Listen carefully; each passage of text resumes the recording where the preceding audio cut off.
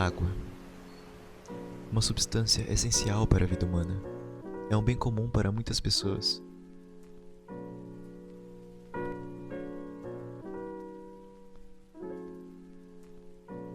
Mas para outras, não.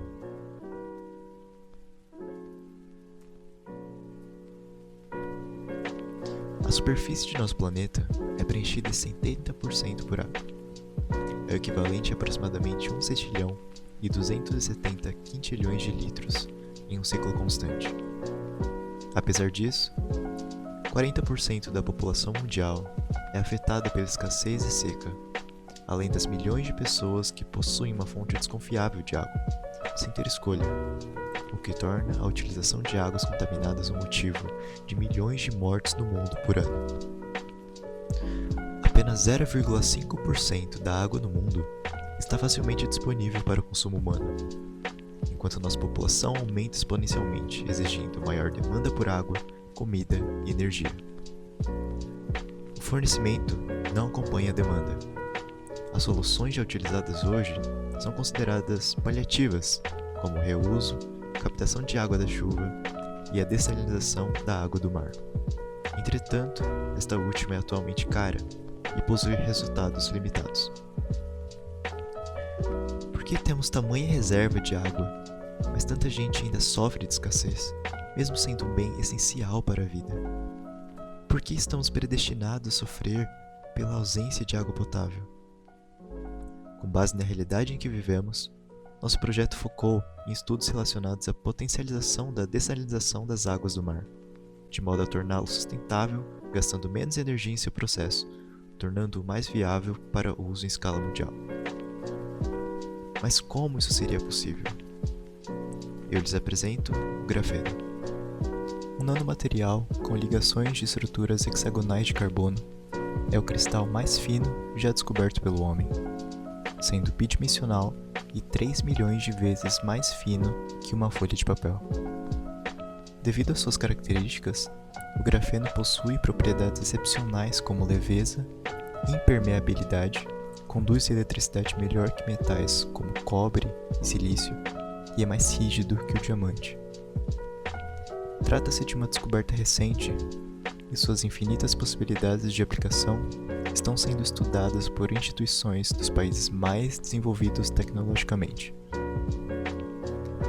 Mas o que ele tem a ver com a escassez de água potável no mundo?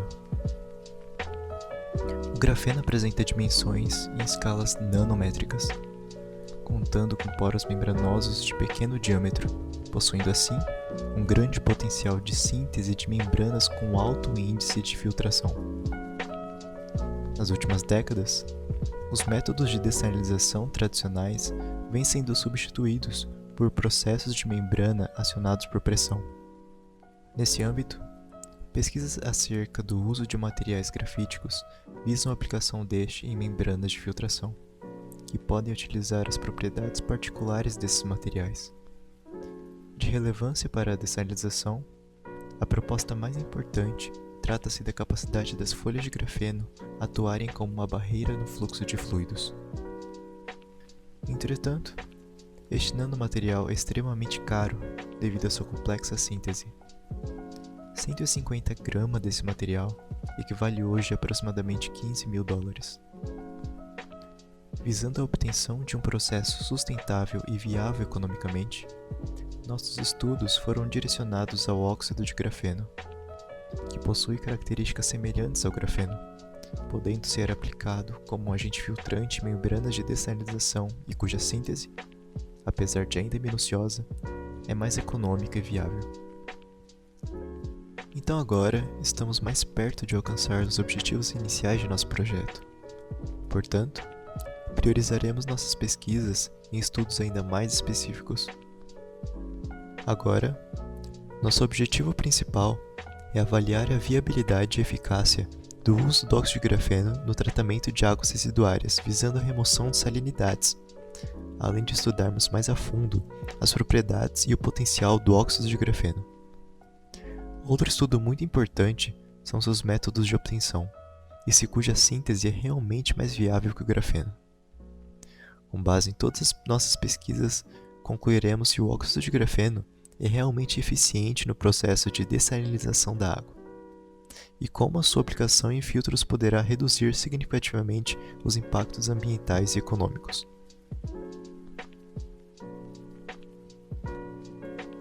Diante do exposto, apresenta-se como metodologia do projeto a revisão bibliográfica acerca da temática. Essa revisão foi pautada, sobretudo, em artigos científicos e documentos de fundamentação teórica, esses obtidos por meio de pesquisas no acervo do Google Acadêmico. A pesquisa realizada dividiu-se em duas partes: a obtenção do óxido de grafeno e a aplicação do óxido de grafeno nos filtros industriais. Durante a primeira parte da pesquisa, acerca da obtenção do grafeno puro e do óxido de grafeno, encontramos resultados variados. Um dos métodos de obtenção da substância foi a partir da desfolhação do grafite, por meio de fitas adesivas. Esse método, na verdade, foi o pioneiro, já que a descoberta do grafeno se deu através dele. O método consiste, em poucas palavras, em separar as camadas do grafite utilizando fitas adesivas, grudando e desgrudando a fita até que a lâmina de grafite se reduza a uma camada de átomos de carbono. Uma desvantagem desse modo de obtenção é que é um processo demorado, além de produzir quantidades mínimas de grafite, não servindo como método em escala industrial. Porém, outro método de obtenção de grafeno é a esfoliação química em fase líquida. Esse método se baseia na quebra de interações intermoleculares de empilhamento, presente entre as camadas de grafeno. A fim de diminuir essas interações, usa-se solventes orgânicos, seguido da exposição da mistura produzida a uma fonte de energia. Apenas após isso se torna possível esfoliar o grafite, já que se vence as interações de Van der Waals. Dessa forma, obtém-se o polidisperso de grafenos com várias camadas, mas ainda há agregados do grafite, que não são esfoliados. Para separá-los, portanto, é necessário que haja um processo de centrifugação. Finalmente, temos o método de obtenção do óxido de grafeno pela microesfoliação química. Criado por Hoffman e Hummers, esse método consiste basicamente na produção de óxido de grafeno a partir do grafeno industrial. A receita é a seguinte: primeiro, esfarela-se o grafite até chegar ao estado de pó, pesa-se o material e logo acrescenta-se nitrato de sódio e ácido sulfúrico. Deixa-se a mesma em agitação magnética em banho de gelo por alguns minutos. Posteriormente, adiciona-se permanganato de potássio sobre a mistura e agita-se por mais 8 horas em temperatura ambiente. Passado esse tempo, acrescenta-se água deionizada, aumentando a agitação por mais 2 horas. O peróxido de hidrogênio e o ácido clorídrico devem ser adicionados respectivamente à agitação, permanecendo lá por cerca de mais 30 minutos. Para separar o sobrenadante do precipitado, leva-se a solução ao processo de centrifugação. Após isso, filtra-se o composto e, em seguida, com o objetivo de lavar o precipitado, usa-se mais água deionizada, até que o pH se neutralize completamente. Para finalizar o processo, leva-se à estufa material seco por 30 minutos. Para aplicar o óxido obtido na dessalinização da água, é preciso compreender primeiro o processo tradicional de dessalinização. Nessa perspectiva, o tratamento da água salgada até chegar ao que denomina-se água pura é um processo de caráter físico-químico. Esse processo consiste em remover os sais minerais, os micro-organismos e as partículas sólidas presentes na água, e assim torná-la própria para o consumo, o que chamamos de água potável. Mundialmente, são usados no total 4 métodos de dessalinização: a osmose inversa, a destilação multiestágios, a dessalinização térmica e por congelamento. Dentre os métodos mais viáveis nesse âmbito, destacam-se 2, a destilação térmica e a osmose inversa.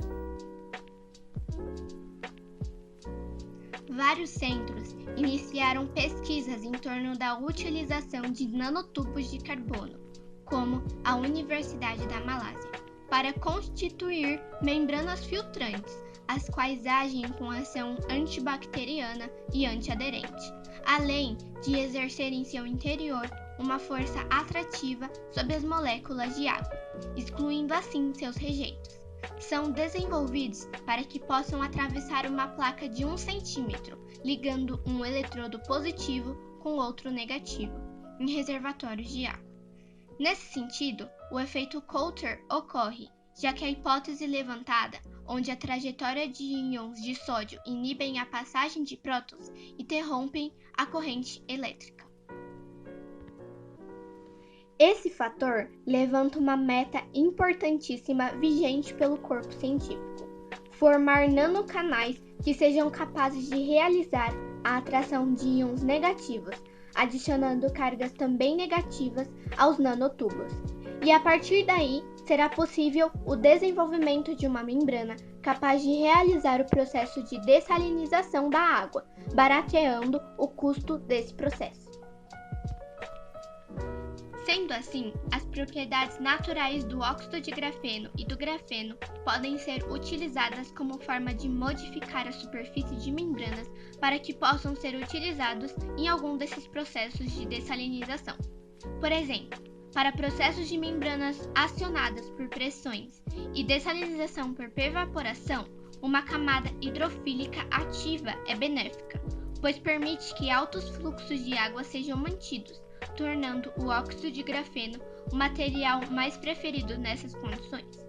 Por outro lado, no caso de destilação por membrana, o vapor de água passa através da membrana e uma camada hidrofóbica ativa é necessária para evitar fluxo de líquido água através da membrana, sob pressões operacionais típicas.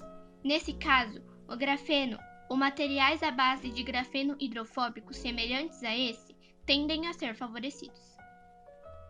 Sob análise de alguns resultados de trabalhos que utilizaram o óxido de grafeno com o objetivo de remover sais da água, podemos destacar HiGAP, 2015, em que avaliaram técnicas descritas na literatura para a produção de membranas de dessalinização, utilizando o óxido de grafeno. Os autores observaram que basicamente são aplicados 3 métodos: utilização direta do óxido de grafeno como uma camada separadora na membrana, modificação da superfície da membrana com óxido de grafeno e incorporação do óxido de grafeno à matriz polimérica. E o grupo de Nicolai, 2014, em que relataram o uso de simulações de dinâmica molecular, em que as membranas de óxido de grafeno independentes são candidatas excepcionais para aplicações de membrana de osmose inversa, para realizar a dessalinização da água. As membranas de óxido de grafeno independentes têm a capacidade de rejeitar o sal em 100%, ao mesmo tempo em que permitem excelente permeação de água, com o dobro da capacidade de permeação das técnicas de osmose inversa atuais, devido à espessura ultrafina das membranas de óxido de grafeno. É importante ressaltar a dificuldade de encontrar estudos relacionados ao óxido de grafeno e suas propriedades, principalmente artigos nacionais, por se tratar de um assunto recente, cujos experimentos práticos tiveram início nos últimos anos apenas em países de alto nível tecnológico.